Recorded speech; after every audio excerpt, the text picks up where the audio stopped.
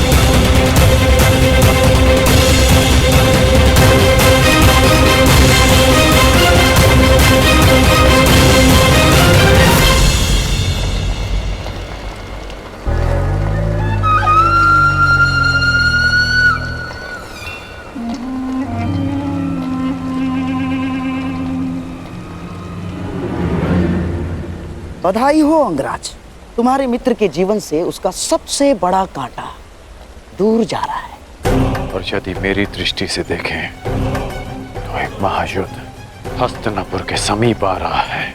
ना, कोई युद्ध मेरे दुर्योधन के निकट नहीं आ सकता अंगराज। 12 वर्ष के वनवास के पश्चात उस 1 वर्ष के अज्ञातवास में पांडवों को हम ढूंढ लेंगे और फिर से उन्हें 12 वर्ष के वनवास पर जाना होगा।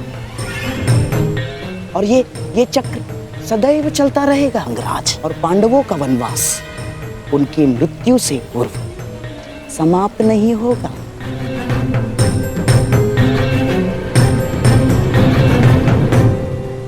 और यदि समाप्त हो गया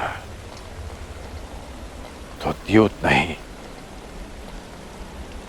युद्ध होगा, जहां आपके पासे भी काम नहीं आएंगे गांधार राज।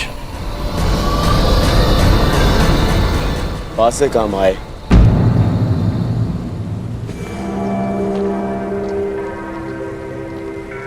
या ना आए, मुझे तो इस बात की प्रसन्नता है कि आज मेरा मित्र मेरे काम आया। आज जिस तरह से जो कुछ भी तुमने किया, जो तुमने मेरा साथ दिया, जो उन पांडवों को उत्तर दिया, मैं बहुत अभिभूत हुआ मित्र।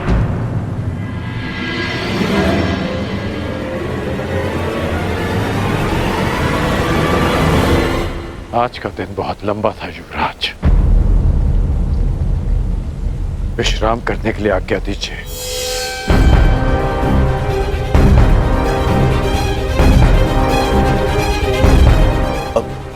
मित्र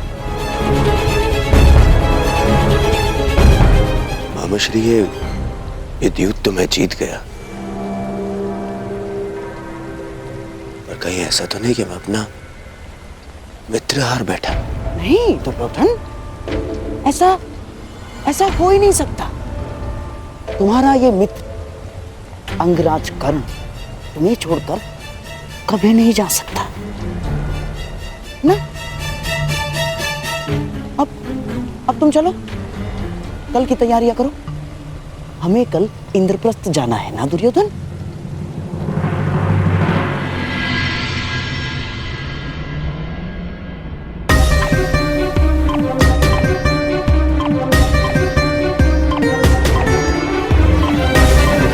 ये भूमि पर जलने के चिन्ह कैसे हैं? ये पांचाली के चरणों के चिन्ह, उसके मन की अग्नि उसके तन को जला रही। रक्ष, पांचाली को तो ये भी ज्ञात नहीं कि हम 12 वर्ष का वनवास लेकर आए हैं। तुम्हें न्याय मिलेगा पांचाली, परंतु इस समय अन्याय के तुला के एक और पल्लड़े से मिलना शेष है।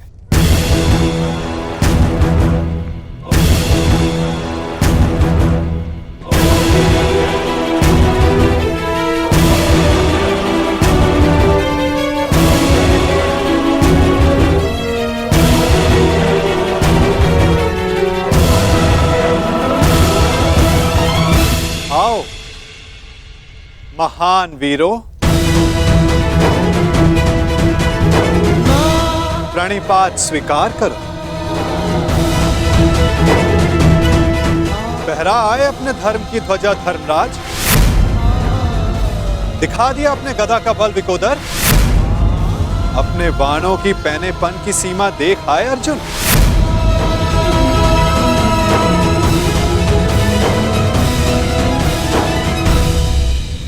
हमें क्षमा कर दीजिए केशव।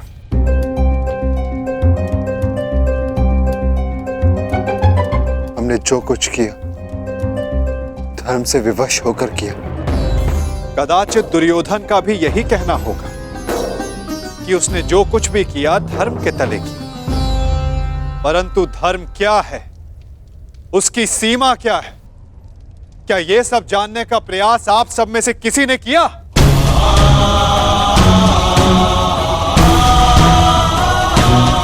धर्म वो रथ है जिस पर चढ़कर संसार में व्यवस्था का राज्य किया जाता है।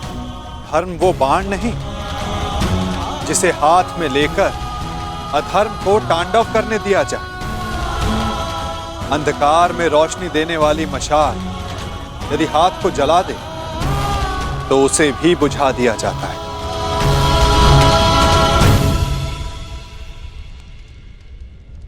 धर्म जब सीमा पार करके अधर्म का कारण बन जाए तो क्या उसे छोड़ देना उचित नहीं धर्मराज? युद्ध के लिए बुलाए जाने पर ना जाना क्षत्रियों का धर्म नहीं। अच्छा है, परंतु क्या अपनी प्रजा के अस्तित्व को उनसे बिना पूछे दांव पर लगा देना क्या धर्म है? एक अग्रज का धर्म होता है कि वो अपने अनुजों का मार्गदर्शन करे, उन्हें दासत्व के मार्ग पर भेज देना क्या धर्म है? जिस पत्नी की रक्षा करना पुरुष का सबसे बड़ा कर्तव्य होता है, उसे चौसर की बिसात पर बिछा देना क्या धर्म है धर्मराज?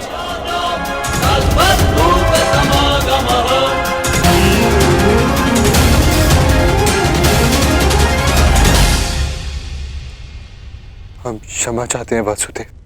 मैं क्षमा नहीं करूंगा।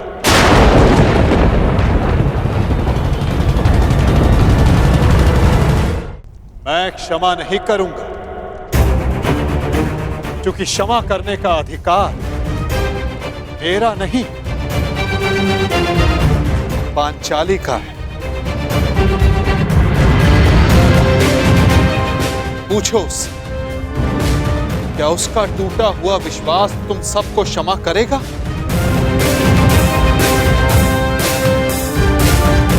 क्या उसके खुले हुए केस तुम्हें क्षमा करेंगे? क्या इतिहास तुम सबको क्षमा करेगा?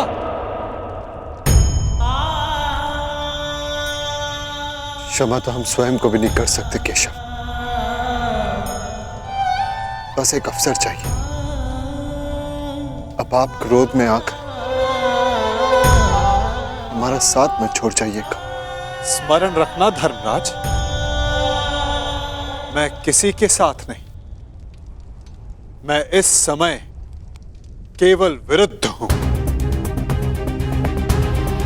हर उसके विरुद्ध जिसने पाप किया या मौन रहकर पाप सहा।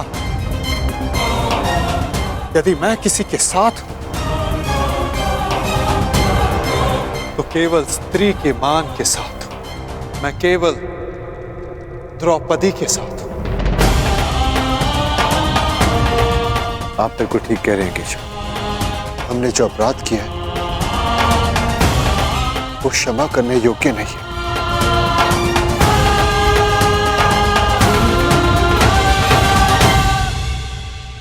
हमें क्षमा मत करना पांचाली।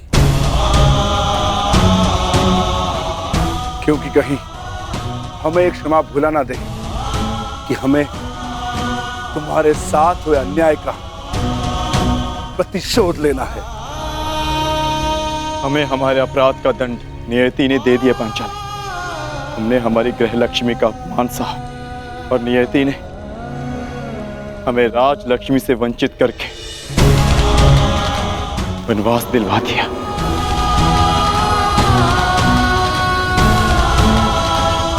बारह वर्ष का वनवास और 1 वर्ष का अज्ञातवास।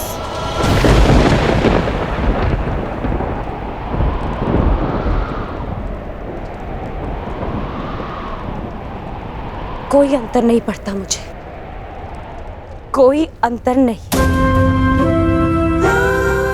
अपना सम्मान भंग हो जाने के पश्चात मेरे लिए ये राज्य, ये महल, ये सुविधाएं कोई मोल नहीं रखती। अच्छा ही है, कम से कम ये वनवास और अज्ञातवास आप सभी को अपना लक्ष्य स्मरण करवाता रहेगा।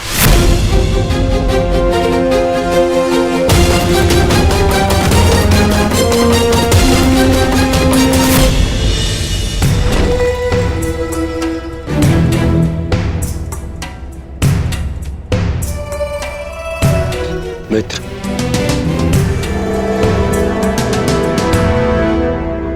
तुम यहाँ अकेले क्या कर रहे हो मित्र? इस सुरक्षा चौकी की जांच कर रहा हूं युवराज। वर्षों से हस्तिनापुर पर आक्रमण करने का किसी ने साहस नहीं किया, परंतु अब आभास हो रहा है कि आक्रमण शीघ्र ही होने वाला है। तुम व्यर्थ ही चिंता कर रहे हो मित्र। 13 वर्ष बहुत लंबा समय होता है और उन पांडवों का तो वनवास कभी समाप्त नहीं होगा। परंतु फिर भी तुम्हें यह करना ही था तो किसी सेवक को बुला लेते, उससे करवा लेते। एक सेवक ही यह कार्य कर रहा है युवराज।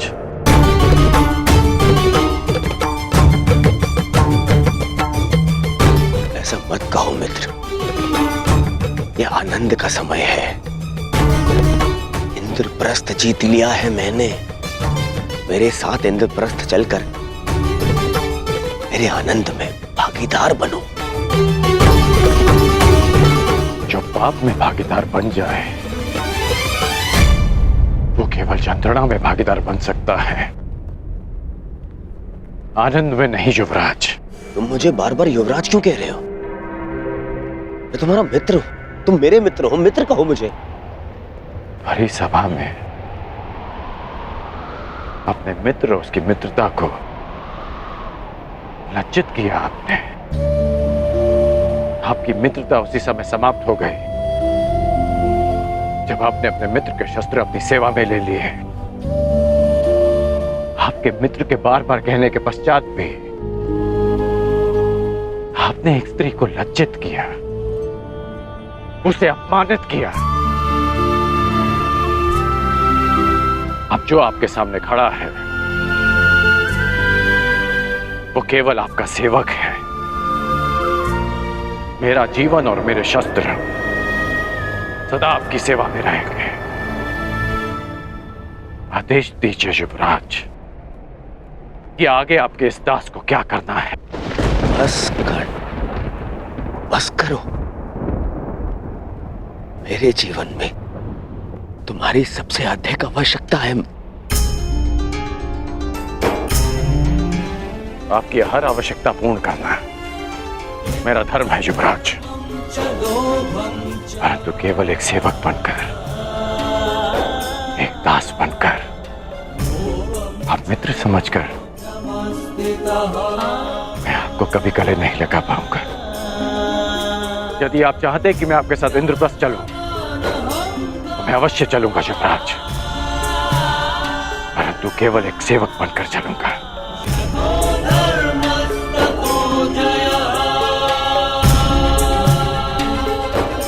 अपने दास को आज्ञा दीजिए युवराज। बड़ी बात।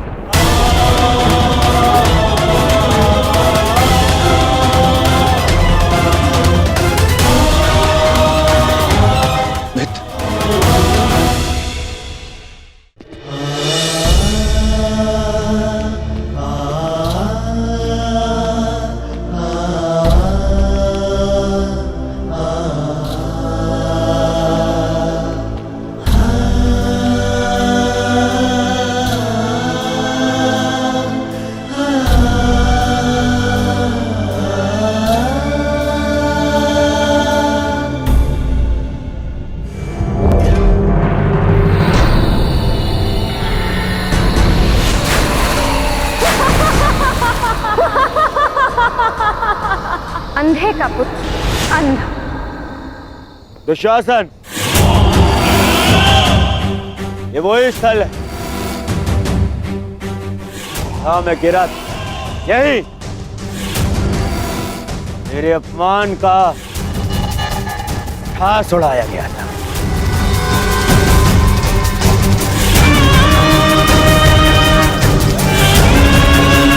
इस स्थान को तोड़वाकर इसे समतल बना दो। इस माया महल के हर एक भ्रम को भंग कर दो और यहाँ बोध चिन्ह स्थापित करो जो संसार को यह बताता रहे किस प्रकार दुर्योधन ने अपने अपमान का प्रतिशोध लिया था।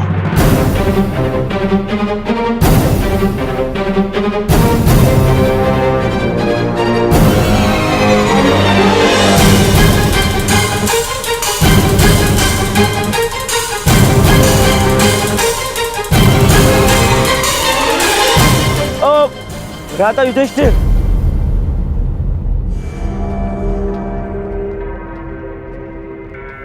अरे मेरे पांडव भाई जा रहे हैं, परंतु जब भाई दूर जा रहा हो तो दूसरा भाई उसे भेंट दे। ये रीति है ना मामा जी? हाँ। तो इन भाइयों के लिए इस भाई की ओर से एक छोटी सी भेंट।